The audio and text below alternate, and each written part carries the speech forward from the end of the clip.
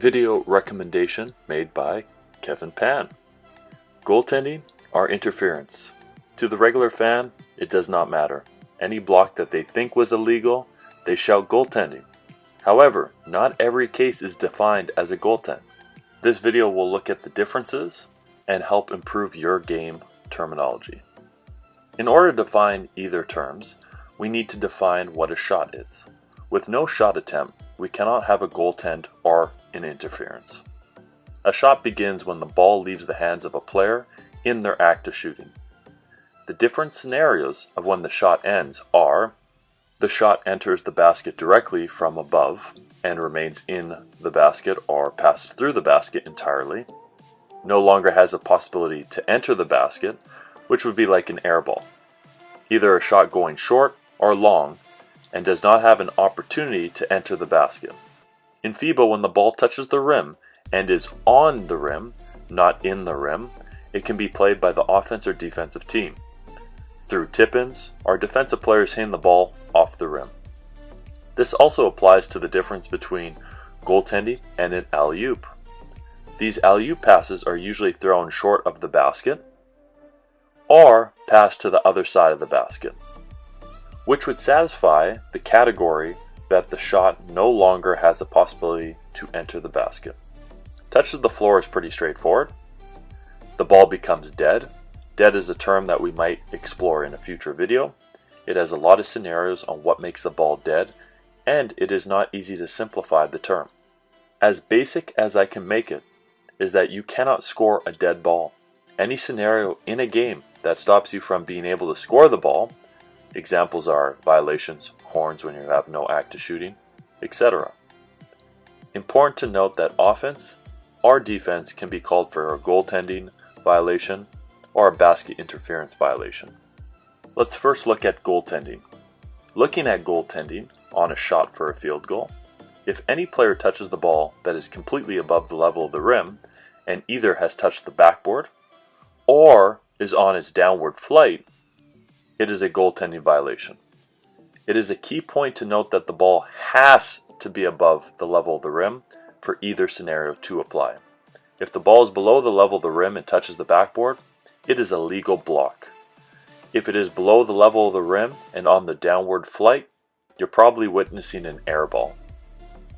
Goaltending on a free throw is a scenario you rarely see because there's no defensive advantage unless you're in a certain end of game scenario. And the penalty is different. Both of these will be looked at when we get to penalties of goaltending.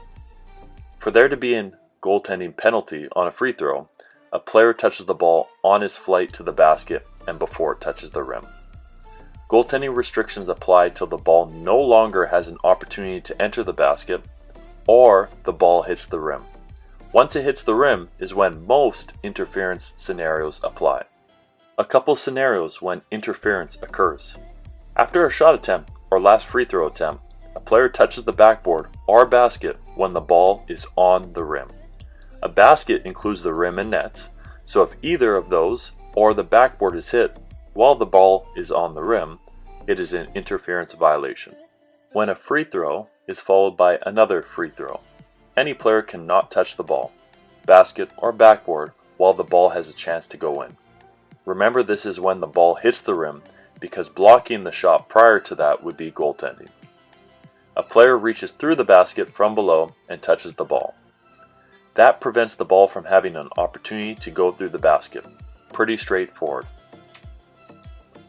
A defensive player touches the ball or the basket while the ball is within the basket, thus preventing the ball from passing through the basket. Remember that intentionally or not, blocking the ball with any body part from passing through the basket entirely is interference. This scenario is the one exception of interference that occurs prior to the ball being on the rim.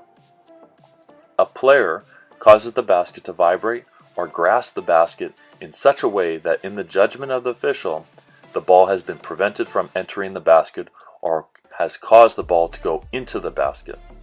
An example is a defender goes up to block a layup. Offensive player releases their shot. Defender swings on a block attempt and misses the ball, but hits the backboard hard prior to the ball arriving to the rim. Basket is vibrating and when the ball touches the rim, it bounces off due to it still shaking. Interference would be called. Last scenario is grabbing the rim and playing the ball. A player jumps and holds onto the rim to gain an advantage to play the ball. The ability to play the ball when it is on the rim ends in these situations. A game clock signal has sounded to end a quarter or overtime.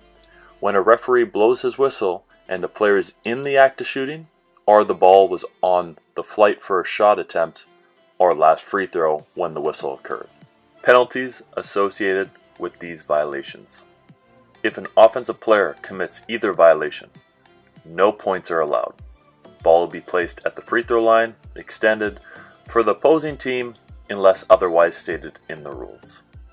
If a defensive player commits either violation, points will be allowed equivalent to where the ball was released from. Free throw, 1 point, 2-point field goal area, 2 points, and 3-point field goal area, 3 points.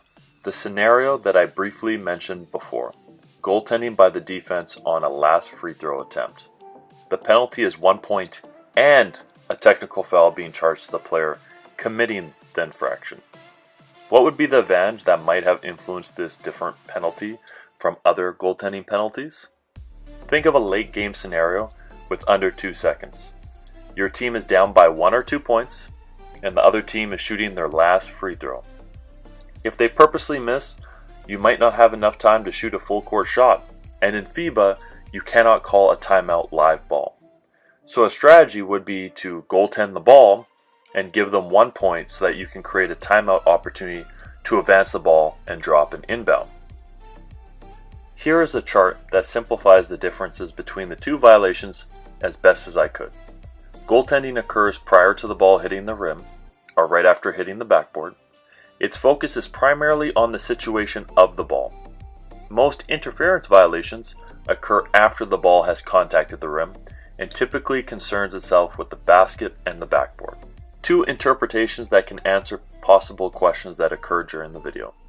What if both the defense and the offense commit a violation? Regardless of if the ball went in the basket or missed, if both teams commit a violation, then no points are awarded and we go to a jump ball situation. The other question that might be thought of is any goaltending or interference situation on a last free throw a technical plus awarding 1 point? No, if you goaltend the ball before it hits the rim, it is a technical and 1 point awarded. If you goaltend or interfere after the ball has hit the rim, it is just 1 point awarded with no technical foul.